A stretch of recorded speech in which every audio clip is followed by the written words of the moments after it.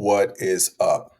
So you've probably heard a lot of the usual business buying gurus, the Cody Sanchez, Twitter finance bros, all of them. They talk about how obviously there are millions of small businesses for sale, and they're for sale by the baby boomers, and they're for sale because the baby boomers want to leave them to their kids, but their kids don't want those businesses, and that is very, very true. I started off my career buying a lot of those businesses and ended up exiting a lot of them back in 2009. But for the first decade of my career, from 1999, bought my first business to 2009, I was just a cosmic business because I saw this like the power of acquisitions. The thing that they're leaving out about a lot of the baby boomer businesses is that it comes with a lot of headaches. And that the reason that those kids don't want those businesses is because they grew up with their parents and they saw what it meant to own those businesses. They saw the headaches and the stress and the pain and the lifestyle in general that comes with owning the great majority of those businesses, and that's why they don't want them. They're not dumb, so they're really trying to go out and do things that are built around the lifestyle that they want. And people that are really focused on buying a lot of these small businesses, the quote unquote boring businesses. when you get in there, it's not so boring, it's just a bunch of headaches while you're bored. Ain't nothing worse than being bored and having a bunch of headaches. And so, one of the keys around this is, when I'm working with clients, especially the one on one clients, like we start off with the dream lifestyle that they are looking to create. And then you create your deals around that lifestyle. And we have plenty of people that have gone through courses. They end up reaching out to us or coming to one of the deal maker weekends and they've bought a business. Actually, an even better story. I had a guy, Jay said he bought a bit. He was in the program, right? He had gone through the program, and we had done a really cool deal that was an internet deal, and we structured it in a way that it was kind of like a chairman style deal structure.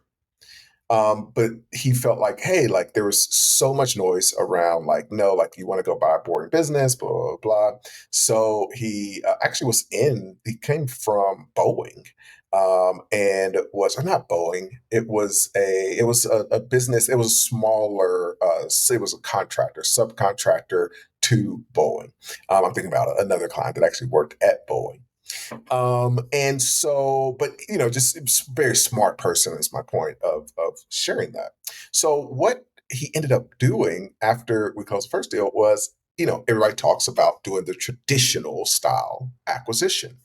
And so, he ended up joining another course. I won't say the name, but he bought this offline, service business. It was a boring business, and comes back to me a few months later, like, dude. So the first deal with us, like, it went so amazing. I'm like, oh, I need to do this more. I need to do it in different ways. And so I bought this business, and now it is a nightmare. The employees are a nightmare. I got to get out of this thing. Can you help me? And so, we did help them. But the bottom line is, when they're talking about these kids that don't want these businesses, the kids aren't stupid. Like, they literally watch their parents slave away at that business. They saw them have to deal with terrible employees, terrible customers, up late nights, dealing with weekends that were ruined, vacations that were cut short because something came up at the shop. And they're looking at that like, oh no, I don't want that lifestyle. And so it wasn't the business that they didn't want.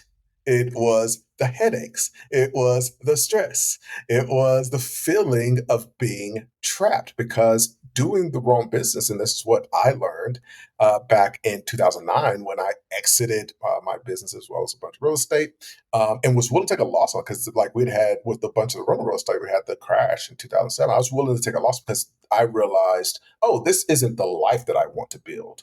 And so even from just a location standpoint, it was just like an anchor to have all of these things.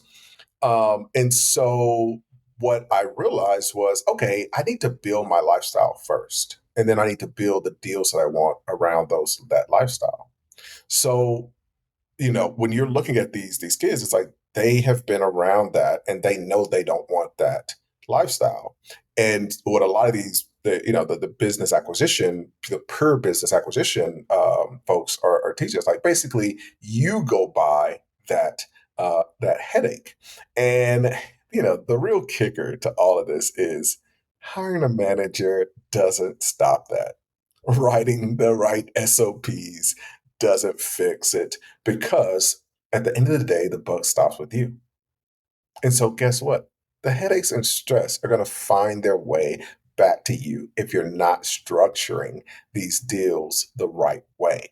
And we're seeing it more and more. It's just been really interesting, especially as we started with the chairman strategy and helping people build their acquisition holdco with these other types of deal structures and equity and royalties and all that. And the cool thing has been that we're just doing a lot more deals that involve getting income without owning the business, operating the business, or dealing with any of those headaches. And so most people think, okay, like, no, like I can buy the business and the solution is going to be simple. I'm going to make it passive. And, again, because you only find my channel because I'm not out here doing ads. You only find me because like you're really in this. And so I end up talking to the people that have really gone through this whole process and gone out and they've done a deal, and or even just try to do a deal and realize, oh wow, just in general, like I don't even want any of these businesses, or it's too much of a headache. So I'm gonna pass. But the people that we end up talking to have already gone through all of those other programs. But a lot of them end up with businesses that are literal nightmares.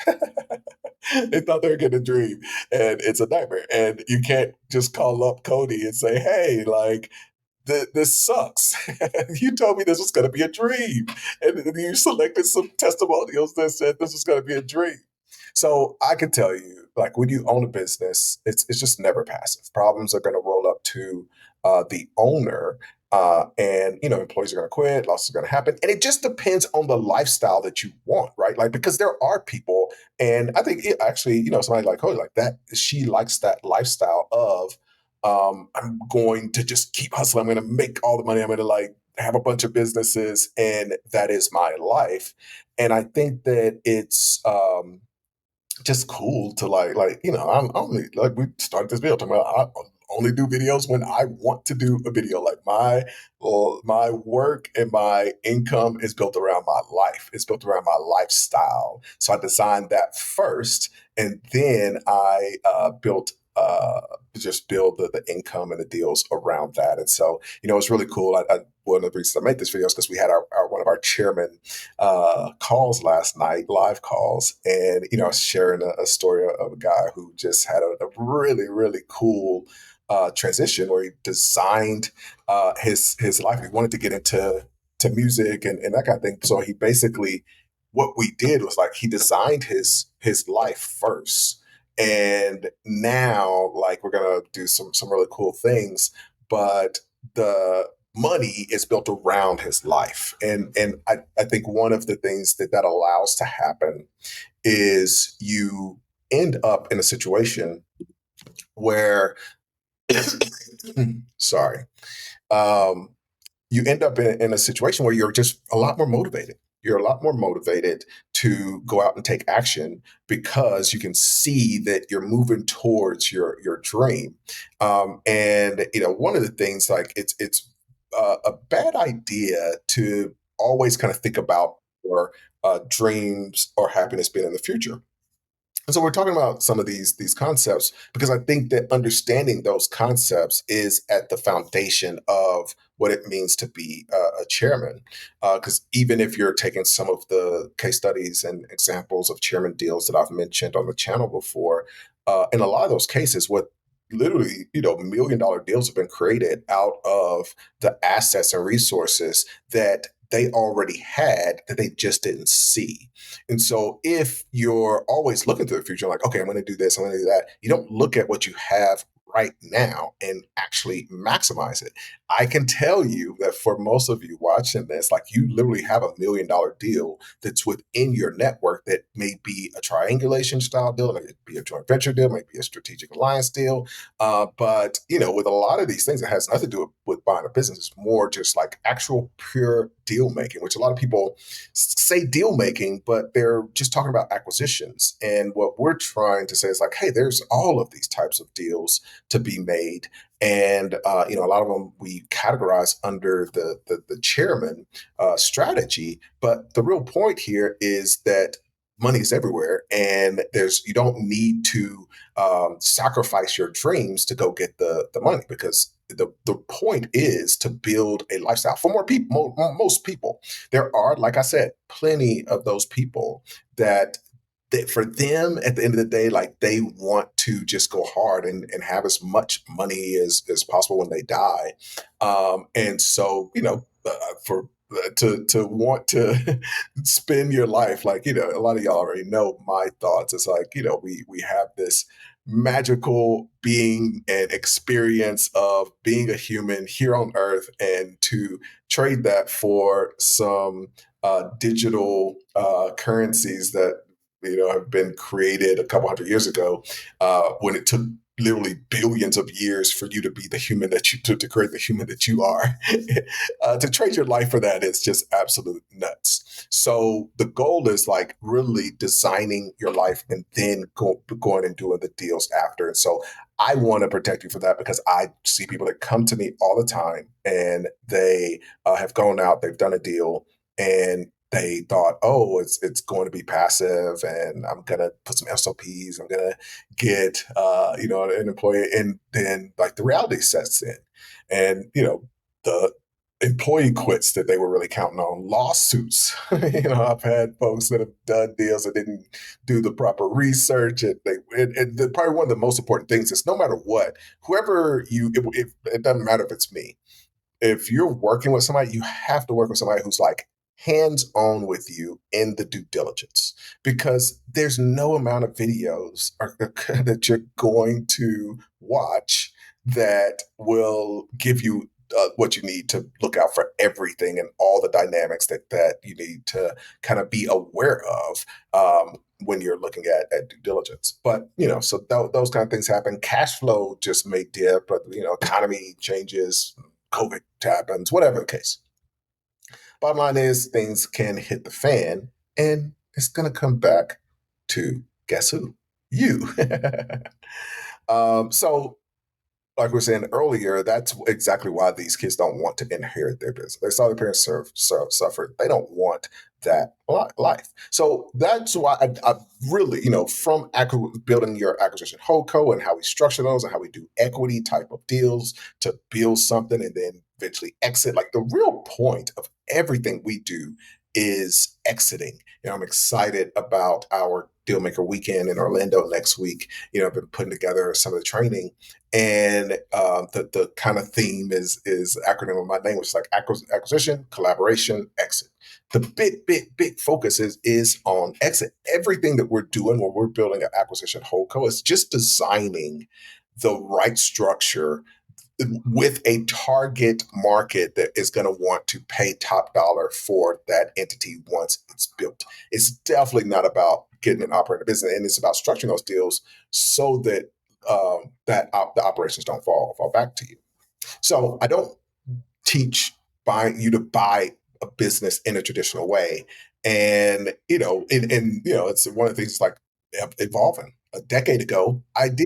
That was what I was doing, and now over the years, it's just that I realized, like, oh man, like there's a lot better ways to go out and do these deals. So it's not because owning a business is this terrible thing. It's just because there are better options, right? Like if that was our only option when I was young, that was kind of the only thing that I was aware of, and I wasn't even aware of it. I looked into it because it was 1999, and there was just no information about any of this out there. But it's the goal now for us and kind of our community is more about owning doing deals or putting together deals that generate income, and that may involve assets, that may involve equity, but the important part is that it's just paying you, and you're not running that asset. That is the summary at the end of the day of the chairman strategy. Now, when you get into the nitty gritty, it's 12 strategies. Each one has about 4 or 5 tactics. So that's like 60 different things that we've done when we're doing these deals. And that's still just the very beginnings of these. Like we're already seeing clients that are doing some very, very cool things. Shout out to Quessy. I'm very excited about his chairman ecosystem around kind of capital advisory and that kind of thing. But there's just an endless number of the ways that you can put together these deals. So instead of becoming that business owner, instead of becoming that CEO and being the operator, like a CEO is literally, it's just a job. Like that is a it's just a position.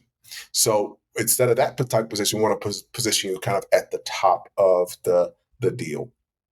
Now, when you don't buy a business, and you're working in a job, in some cases, like I've had folks where it's like, oh, this is great. Like, let's get expenses as low as possible. Let's get the savings up off of this job, and then let's take a little bit of that to start to build the dream life that we kind of go through the process of designing. So as we're putting together that deal, that dream life, at the same time, we're starting to create the chairman's ecosystem and do deals, look for opportunities to grow our income through those deals, and most importantly, getting paid without having to get into the weeds. So let's talk about the overlay of chairman on top of the life that you want to live.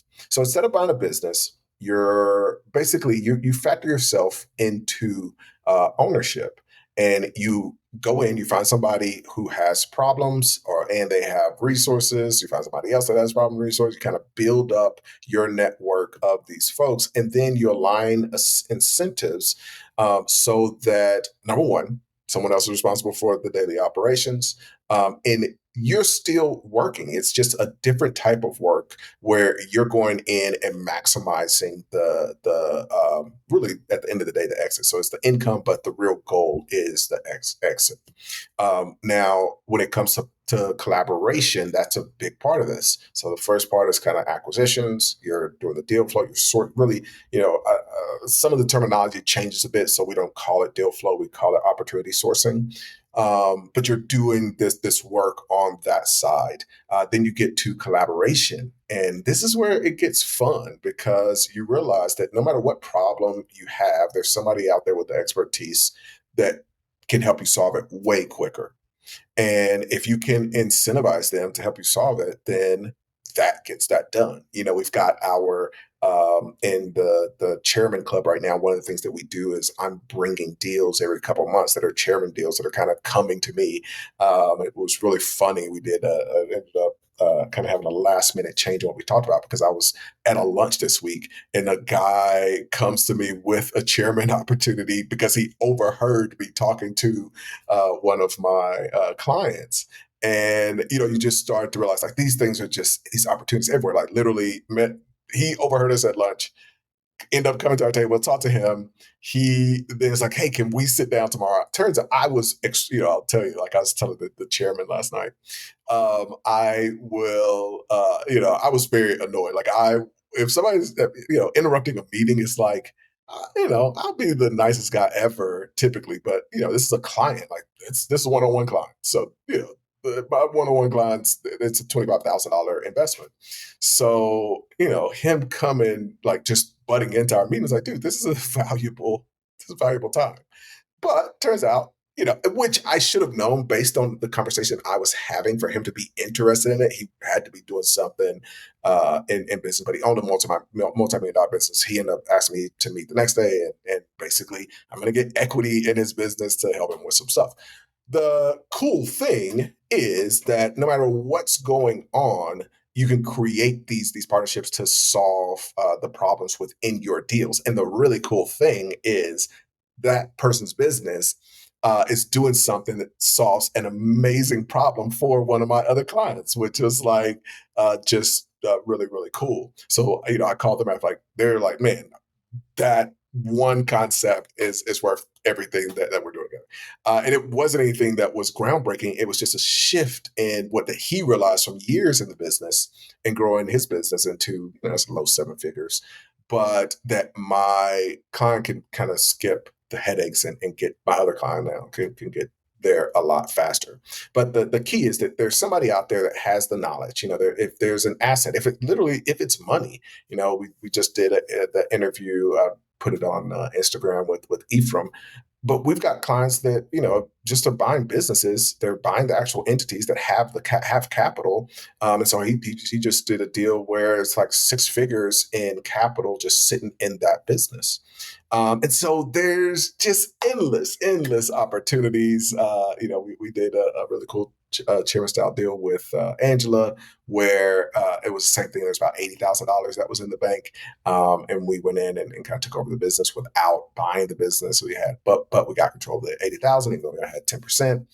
So there's cool things that you can do when you're in that at the seat, the collaboration, and you begin to have multiple assets that are generating money, and you're not being trapped in one. That's probably the most important thing, is that you don't end up having to put a poor bunch of time into one deal or one business. And that's how private equity works. That's where the real money is, and why it's not, we talk about acquisition because that's the easiest way to kind of sum it up, but it's so much more about deal making. That's where the money is, in structuring those deals the right way. That's what I want for y'all. So if you're interested in learning more, actually, I'm going to do a webinar coming up with just everybody, even the free folks that are in the Patreon, just going over the chairman strategy. So sign up for the Patreon below. You can sign up for the free level. There's also a bunch of cool stuff in there that you'll get, and then you'll get an invite to that upcoming chairman webinar, and would love to have you. Talk to y'all soon.